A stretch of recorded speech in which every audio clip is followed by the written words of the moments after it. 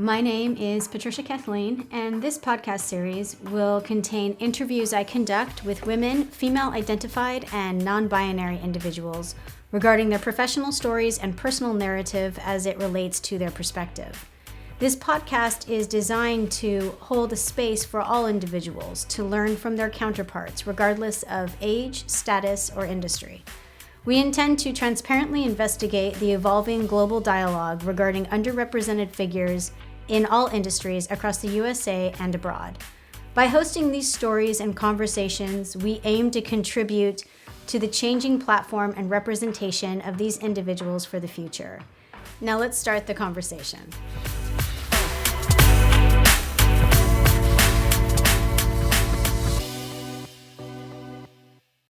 Hi, everyone, and welcome back. I'm your host, Patricia, and today I'm excited to be sitting down with Annie Scranton.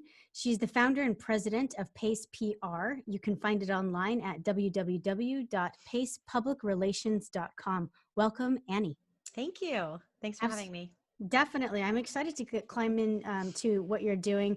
Your company has a lot of unique characteristics that I can't wait to unpack with you.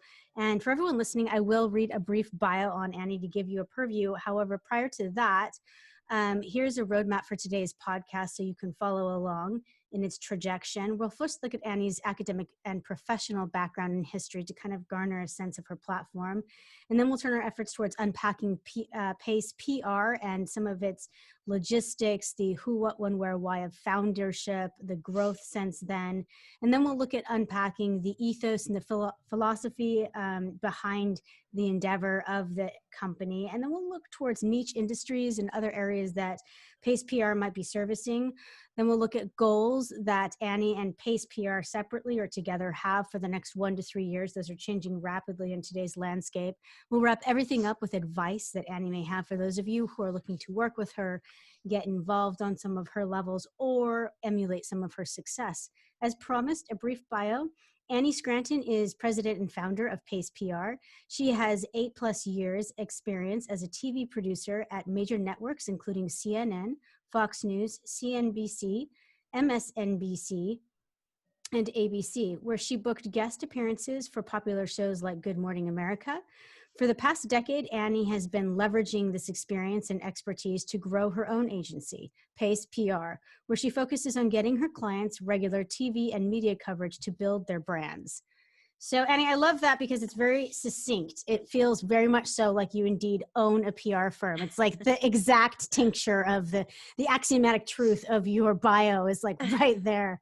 But before we get into Pace PR, which I have a litany of questions for, I want to ask you to describe for us what you find to be the pertinent points about your academic and professional history that led you to the development of Pace PR. Well, it started undergrad when I went to Smith College. And so I studied English there as a small liberal arts school. There wasn't a journalism or a PR major, which they do offer at a lot of universities now, but back then I don't think it was as prevalent. And it wouldn't have been an option anyway because it was a liberal arts school. So I think that really just started the foundation for me with critical thinking, my writing skills, and communication. When I was there in my senior year, I was the editor-in-chief of the Sophian, the college newspaper. So that kind of got my first taste of sort of, the journalism world. And along the way, when I was in college, I had different internships at Condé Nast and at WABC in New York. So I pretty much knew from early on I wanted to be in the media. I should say even before that, when I was a little girl, my parents and I would always watch Katie Couric every morning on the Today Show. And, I was like, I want to be her. I want to work on the Today Show. So when I left Smith, it took me 5 separate interviews for 5 different jobs, but I finally got my first job at MSNBC as a production assistant. So that was sort of my launch pad for working in TV news. And then from there, as you read in the bio, I bopped around to a lot of different networks. did that for 8 years. And then I started my firm at the age of 30. We just celebrated our 10-year anniversary in business. I just turned 40 in quarantine, which was interesting. And then along the way, about 2 years ago, I finished my master's at NYU. And there I did get my master's in PR, which everyone was like, why did you get your master's in PR? You run a successful agency. But I did it with the intention in mind of hopefully in the next chapter of my career, teaching and actually being able to go the professorial route to let people know more about PR and what I do. Absolutely. And I think some of the best professors in academia come from a long line of stuffy academics, and a return to it is an incredible retirement plan. And my favorite professors were returning from the field. We're coming back in from abroad, if you will. So I think that's an awesome plan. It's weird that anyone would ever ask you, like, why go back to school? Like, why aren't you? Why I not know. to learn, to think, just to hang out? Yeah, it's well, as you were saying before, it's just such a privilege to be able to Yeah. learn, and to get that education. So yeah, Yeah. big fan. Absolutely. So looking at unpacking it a little bit further, let's get into some of the logistics for all of our little founder entrepreneurial audience members listening. Well, let's Okay. start off with, it sounds like it was founded around 2010. And did you have co-founders? Did you take funding? Was it bootstrapped? How did all of it begin? No co-founders, just me from then until now. I'm 100% owner. No funding. The Wow. good thing about PR is that it's a service industry, so you don't really need a lot of startup capital. I worked for the first year from my studio apartment, where all I needed was my laptop, my phone, and Wi-Fi, and that was my startup. Those were my costs. And then over the years, no, we haven't had to go the funding route or anything like that. So yeah, okay. And here's the rub. So while you don't have funding, PR requires a lot of cachet, right? And this is where the growth of PR firms is always astonishing to me, because it's about relationships. It's built into the title, as plenty of people forget. But what you're providing your clients is only as so far as your relationships extend. Otherwise, you're cold calling people to get them more PR. There's this duality that you have. I'm wondering, do you feel like your work with all of your networks before helped establish your PR, or was that something you independently did after you launched Pace PR, as Oh far no, as relationships go? no, I mean, it absolutely 100%. If I hadn't spent those first 8 years working at all of so many different networks and building so many relationships with producers and bookers and journalists who many of whom are my friends, then there would have been zero chance that I would have been as successful as we are today, because you're absolutely right.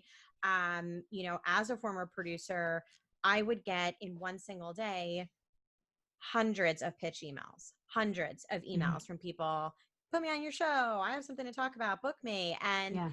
I deleted 99 of 100 every single day, because if I didn't know the person, it's too much. There's just too much to keep up Yeah. with. You can't get your work done.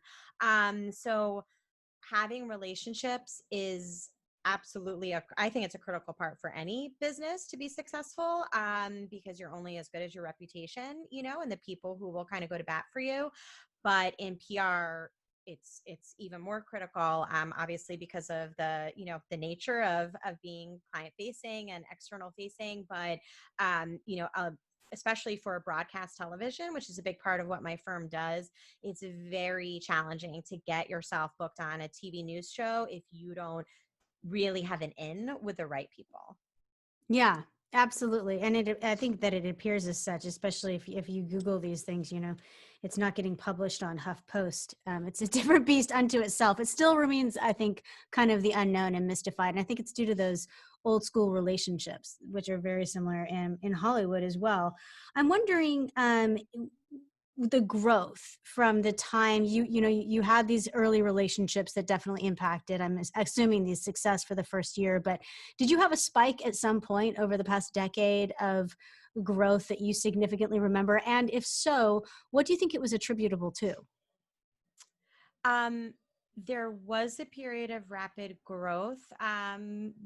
Yeah, it was probably about 4 or 5 years into my business where we went from 4 employees to like 12 employees in about maybe a year and a half. So it was just a Wow. Yeah. big, a big jump and doubling our revenue, in,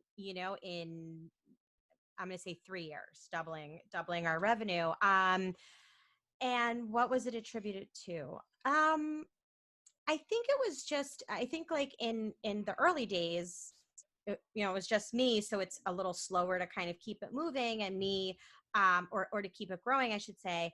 And I'm a very risk averse person, so it took me a while to hire my first employee, and then it took me even longer to hire my second employee, and kind of so on until I got to, there was 4 of us, and then I don't know, something just clicked where I said to myself that if we were really going to continue to grow, I had to have faith in myself that the new business was going to keep coming, and that the clients were going to stay, and that, I had to just believe that the trajectory was going to keep going, because there was no way with the current staff that we could keep up with the workload. Right. So I'm wondering, you just mentioned that you have, kind of a niche in, obviously, the television, representation and things like that. Does that kind of form what profile of client or industry that you work best with? Over 10 years, you must have at least ranged a small gamut, but do you have a niche that you prefer to pull your clients from? Um, yes and no. I mean, if we're talking cable news, then the best types of clients for me to have are print journalists, political pundits, lawyers, people with past government, or national Hmm. security expertise. Or of course, wealth managers and different financial experts for like the CNBCs and Bloombergs of the world. So that's a very like linear, sort of path. But our firm represents all different types of clients, from lifestyle brands and products, all the way to, wealth managers managing 1 billion assets under management. So it's a very, to tech startups, so it's a very wide ranging base of clients. And, I think what makes us really good at what we do is it's a lot easier to get a wealth manager on CNBC or a political pundit on, Fox News, but it's a lot harder to get, a tech startup CEO, or somebody with a rising product, or brand, a prominent TV placement. And I think that is an area where we excel. It could take a little more time, to achieve, but that's where I think, our connections and relationships with the different producers, but also, just really, feeling as though we are an extension of the media. And, with that, watching all the shows, understanding what kind of Mm, content they want. I say this all the time. It's just like, if you want to be on a certain show, you have to like watch the show and know what kind of stuff they do every day, so you right. can present yourself with the, in the right manner. Well, and into that same vein, I'm curious if I always feel like PR specialists educate their clients a great deal when they're doing a good job. They're kind of honing and refining the client's knowledge of what pieces of them need to be put in which areas of the market to get the best press possible. But in what you just mentioned, I also wonder, knowing the show and seeing, a natural progression that happens, you ever pitch networks on why they should kind of, they're naturally heading somewhere? Is there an education to the other outlet as well, the news sources? Has that ever been, or do you just try and fit the holes that they're developing? Well, it's easier to just sort of plug and play with what they're doing. But at the same time, we've certainly pitched ideas for like a recurring segment, a once a week or something like that type of idea. And we've certainly also pitched counterintuitive ideas, but we obviously make the connection, to make it seem relevant for their audience. But yeah, like if we having a good idea is having the relationships is the most important part, but having a good idea is a very, very close second. So if you have a good idea and it's kind of interesting and they haven't done it yet, yeah, like we've definitely had success with that in the past. Yeah, and that being said, I kind of want to get into over the past decade that it's been around. Actually, there's been this behemoth called social media that turned marketing, PR, branding, everything kind of inside out twice over again.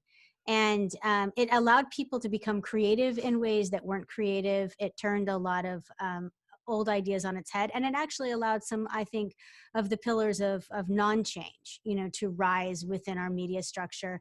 I'm wondering, can you speak to what was the biggest change regarding social media that you shifted or used creatively in regards to the process of PACE PR? Where did you implement strategies that were interesting? Was it just the advent of all of them? Well, I mean, yes. I mean, when social media happened, I mean, it was, obviously it became sort of life changing, and kind of all consuming. For me, one of the best parts has been able to follow journalists and producers and show hosts on Twitter or Instagram or whatever, because it gives you a really personal look into who Yeah. they are and what their interests are. And so that's such a critical component, because if you see that an anchor at MSNBC was just tweeting about some story and what their point of view is, and you represent a client who can speak exactly to that same sentiment or has the complete opposite sentiment, then that's a great to present that to the producer that you're reaching out to make the case for, well, if the anchor feels this way, she should really interview my client who will, kind of go one-on-one with her about the topic. So that's definitely been one of the major ones. But for me as a business owner, being active on LinkedIn has been absolutely the number one, besides SEO, which isn't exactly social media, but sort of related, has been the number one way that we've grown our business in terms of just cold outreach, from prospective clients, because I'm very active and I post a lot. Mhm. And so we've gotten a lot of inbound leads from that. So that was leading into my next question, which is new business development. Do you feel like it's what percentage of it do you think is from your own marketing and PR efforts on behalf of yourself, or happy good business clients referrals? 10% what I do on my own, 90% referrals and being It's a good at beautiful life. yeah. That's fantastic. It's yes, knock wood, that it always stays that way, but I mean, we work hard. We pretty much always get results for our clients. When you were talking about like educating the clients, that's also, I think, like one of the reasons why, even if we have an account that doesn't go exactly as well as we had hoped, before I send any client, I just try to be as honest and forthright and explain the process as much as I can, because many clients, some have a good understanding of the media, but some have like no idea, what goes into it and what to expect. And then what it's going to do for their business. A lot of people may hear PR and they say, we need PR because we're going to get, so many new customers, after we hire this PR agency. And you might, and we hope so, and maybe, but it's also, the way that we look at it, it's really about getting these great placements in really well-respected publications or TV shows or podcasts, so that way your brand, your CEO, your company can have an elevated level of credibility, and legitimacy amongst any others in the field. So, Yeah. you know, I think I think that's why, but I will say that, but being active on social media and making an investment in SEO has absolutely paid off in terms of getting inbound inquiries. Yeah, what happened to SEO? Everyone stopped talking about her. Everyone is used to, it was the buzzword, for about 5 minutes 5 years ago. Social media took it away. I'm wondering, when you mention the different clients that you work with, you spanned a lot of industries really quickly. And I'm curious, there's always a tenets of commonality, that you run into. And I like that unifying factor. I try to talk a lot about unifying factors because diversification is easy. And I'm wondering, over the past while, we don't have to go back 10 years, but we can. What are like the top three misperceptions or issues that most of your clients have regarding PR, or what they should or should not be doing when they come to meet with you? I think a lot of people think that when they hire a PR firm or a publicist, it's they're going to very quickly be on the Today Show or be featured in the New York Times, or whatever insert dream media outlet is, and they don't understand that, how I see PR and hiring a firm is that if you try to do your own PR, there's like maybe a 1 to 5% chance that you're going to be successful, but like you're probably not going to see the level of success, but hiring a PR firm, it's not only about pitching and using the right connections and relationships that we have, but it's also like taking a look at how you present your brand and the messaging that you're using, and the sort of a holistic approach of your company, and saying, I think that if we go and promote this one singular area of your firm, we're not going to have the success, as opposed to us, building it out in a way that's a little more attractive. And also, not even just attractive to producers, but I find a lot of times when clients come to me, because we work with a lot of startups and smaller to mid-sized companies, it's really hard for them to actually describe what they do, succinctly and in a Yeah. way that's going to get someone interested, because it's like no one really cares. Like everyone's so busy. There's a pandemic. Like it's just Yeah. there's so much noise. And so even though you think what you do is the most important thing ever, and maybe it is, like me as a person listening, I want to know what's in it for me, and what am I going to get out of it. And so the misconception is that a lot of clients think that we're going to be able to get an article in Forbes that's going to be just all about their company. And so we have to explain, no, that's advertising, or that's sponsored content, that's not editorial earned media. And so educating them that it's also just as valuable to have placements and interviews where you are seen as a thought leader in your industry, and maybe you're talking about different trends in the space, or you're weighing in on a current news story that's related to your field, and also, can you provide me with happy customers, with people that you've worked with and you've helped them in their business? Because any self-respecting journalist is going to say, well, that company sounds great, but can you actually prove it to me? Can you put me in touch with somebody that they've worked with and that they've helped? And so without all of that sort of understanding and those factors, it's pretty much impossible, to get Hmm. the PR that you're looking for. And so I said that in like 60 seconds, but it takes a long time to kind of get that in the Yeah. person's brain, to really just make them understand everything that goes into it. Yeah, and with what you just explained, a core tenet of what impart or educate your clients with has just ultimately changed due to what you just said. You said we're all in the middle of a pandemic, and I immediately think of, when I think of PR, is how many of your clients you need to go back in and say you need to embrace this dialogue. to alienate people by not speaking about it. I don't know of one commercial that I've seen, and I try very hard not to see them. So I've only seen a few, and they've all incorporated the dialogue of some type of nod or acknowledgement, or how it's playing into their customers. And I imagine, is it like that for you? Are you going through and helping your clients or advising them to revamp and include this dialogue of the COVID-19 pandemic? Of course. I mean, for literally every single one. I Yeah. mean, even if there's not a tie-in, or even if they don't need to address it, like one of our clients is a direct to consumer 24 karat gold jewelry company. um there's no tie-in really to the Right. coronavirus, but we did advise them that when they were getting ready to send out their newsletter with their latest collection, that it would be beneficial for them to address the pandemic, even in just a very short way, to Yeah. their customers, and say, we're thinking of you, we're here for you. If just to kind of acknowledge it, because if you don't, then I think that's where the reputational issue can come into play.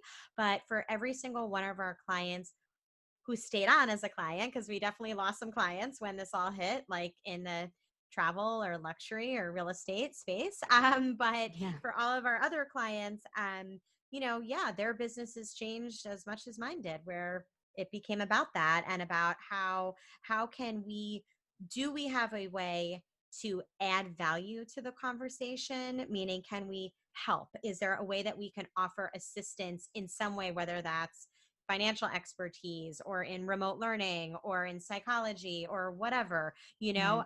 and if Yeah. there's not, then you have to just continue to find the journalists and the media who are not covering the pandemic, and just really be extra super careful that they are still writing about their previous topic and not incorporating the new news cycle. Yeah, absolutely. I want to turn now, I do a quick pivot into some of the demographics, and I'm not sure if this is dated because my research comes strictly from your website, but I got on and it looks like you have a crew of female or female identified individuals working for you, nary a male or male identified face to be found. And I'm wondering if that statistic is true, and if you can speak to whether or not I have to believe that that was a conscious thought at very least. And I was wondering if you can kind of open up that story. Sure. So it wasn't a conscious decision when I first started out. I actually had two different male employees, and they were great. But it was just when it was two people, me and them. So, Hmm. but then, really, what happened was, once we started growing, and then it became, two female employees, three, four, and so on and so forth. It just felt like it was a comfortable dynamic in the office. And also, PR is a very heavily female dominated field. So, the 80% of the resumes I was getting were women, Okay. and not men. Um, and then it just honestly, like, it kind of got to the point where it felt like it might be like weird if we were in like one office with nine women and one guy. Yeah. But now it's become something that's, that is more serious and more intentional, because now we are a female led company. And I'm open to hiring men. I mean, I want great talent and great employees, but I think it's powerful, and I think it's been really inspiring to work with other working moms, to work with, other really impressive women, and to be in a situation where we actually are all, I believe, supportive of one another. And there's just kind of like that understanding, woman to Yeah. woman. Yeah, there's a camaraderie for sure. There's plenty of sociologists that have made their PhDs on nothing else. So, absolutely. I'm wondering, have you certified with any of the women and minority certification firms? And not only that for you, that question to you, but do you advise any of your clients to go and get certified with? I mean, a few are the WMBA or the WBE, WBENC, like all of these female and minority certification processes. Do you think it's a good source of PR? A lot of the processes are very lengthy and can be expensive, but there are a lot of companies now, particularly on the West Coast where I am, that are directly hunting these companies out in order to make an impact. So it actually really pains me to say that I'm not part of any of these organizations because it's dumb and I should be. And I have started the WMBE application like 5 times, and it is very lengthy, and you Yeah. need a lot of documents that go back a long way, and it's just been nothing but lack of time, or interns who can help me to do it. So no, but it is on my list. It is on my to-do list, although it's been there for a long time, I have to admit. But yes, we do actually bring up those types of organizations to our relevant clients. And it's a common question that clients are asking us because um, they want to see an ROI from what we're doing and from the Mhm. media hits that we're getting to them. Right. But a lot of times, by being able to share a media clip in different organizations like that, that's a really impactful way then to build up your client base and to get new customers. Absolutely. Yeah, and it's a new shift, and it's always interesting to see. I know that a lot of the companies that I've spoken to, the founders that are involved in them, take it really seriously. It's one of their greeting cards. You know, it's right there on the landing page. It's right there on the business card, and I think it used to be seen in kind of a fraternity status, kind of this like nobody cares unless you've been in it. And Right. then, and now it's actually being sought out. I've hung out with a lot of venture capitalists and angel investors, probably too many over the past year. And, but it is especially female, which are largely Yeah. underrepresented. And it's a part of fulfilling that economics and that environment of female founders turning into female investors and the life cycle continuing. And there's a lot of talk about these certifications being necessary and important so that, you know, women investors, minority investors can turn around and do and fund firms that are doing it. You know, there's not a shortage of people to invest in, I've seen in the States, as much as, you know, finding the right people that represent what you want. No, you're right. And like, as soon as we end this, I'm gonna like email myself a reminder that I need to actually do this, and like, it has to get done. Yeah, you're Yes, gonna hate everybody do me. it. You're like, that woman gave me homework. I cannot stand her. Yeah, fantastic. Well, I think it's interesting, and I appreciate your candor on that subject. I'm wondering, everyone's dialogue has changed. I know that your workload increased with the pandemic with your clients and things of that nature, even with losing some of them, having everyone have to go back and kind of revamp their message and consider what their message even was anymore. How you personally with Pace PR, how has your dialogue changed, if at all, considering the pandemic? And what do you see your goals for the next 1 to 3 years being?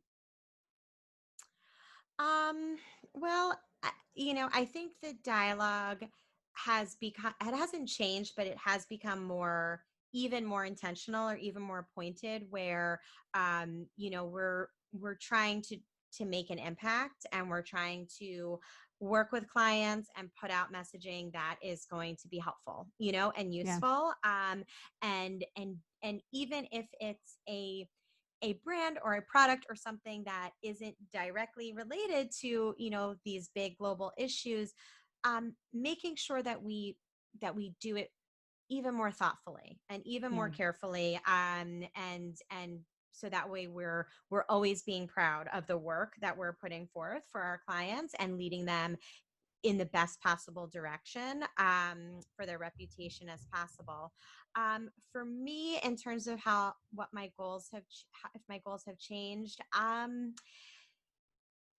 don't know, to be honest with you, because we're still sort of in the middle of all of this. But Yeah. I have had clear both sides of the spectrum of, like, wanting to get back to work so bad full time and wanting to keep growing the business and go go go, as far as we can go.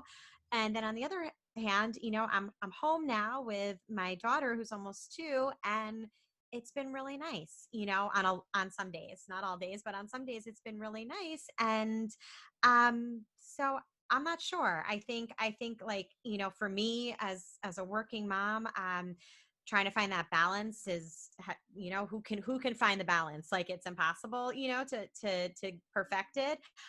Even though I always strive to perfect it. But I think now, I don't know. I think things are shifting for me a little bit. So we'll have to see. Yeah, well, and therein is the gift, right? Just even the reflection and the privilege of being well enough to reflect and things of that nature. I'm wondering, so this is my favorite part. This podcast series is known for it, and so you'll have to indulge some of the juvenility of the question. But I'm wondering if you were, walking up within a safe social distance of someone tomorrow, and they said, "Hey, listen, Annie, I got to ask you a couple questions. I know you through so and so. You're in the PR game. You probably know everyone in Manhattan." So they walk up to you and they say, "Listen, it's a young female identified, non-binary individual, anyone other than like a cisgendered white male." And they said, "Listen, I'm getting ready to launch into my own PR firm. I've had this great, buffer of almost a decade in news and media and stuff like that. And I'm just looking to hit the ground running. What are the top 3 pieces of advice you would give that individual knowing what you know now?" Make sure you have a safety net, a financial safety net. Um, if at all possible, lay the groundwork while you are still gainfully employed. Um, and don't undervalue yourself. I think that getting to a point where I'm really proud of and comfortable with the rates that clients pay for our services has taken many years. And so, I think it's maybe even more true for women out there. I don't know. Yeah, I hear that a lot. And I've spoken to over 200 over the past 2 years. And one of the top 5 things I hear from women who are in much more advanced and seasoned positions as a founder, such as yourself, the number one thing they say is that life got a lot easier when they charged more and were available less, and that's not some weird twisted dynamic of psychology. I think it was that they were saying that they just underwhelmed themselves. I had a lot of stories about people saying the first year in, they were like on call 24/7 with their clients. People could text them at 3 a.m. and they would respond.